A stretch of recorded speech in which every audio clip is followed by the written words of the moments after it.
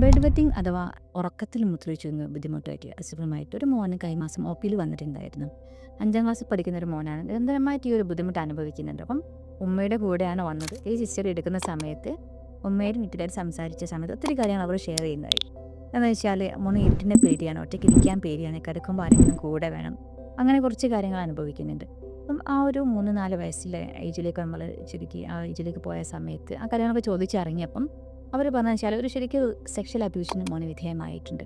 അപ്പോൾ അത് ശരിക്കും ഒന്ന് ഹീൽ ചെയ്യാനോ അല്ലെങ്കിൽ ഒന്നും പ്രത്യേകിച്ച് ട്രീറ്റ്മെൻറ്റ്സ് ഒന്നും എടുത്തിട്ടില്ല അതിന് ശേഷം. അപ്പം അതിനുള്ള തെറാപ്പീസും കാര്യങ്ങളും നമ്മൾ കൊടുത്തു. അതോടൊപ്പം തന്നെ ഉമ്മയെ ശരിക്കും എഡ്യൂക്കേറ്റ് ചെയ്തു. എങ്ങനെ കൂടുതൽ ധൈര്യമുള്ള ഒരു മോനാക്കി മാറ്റാം.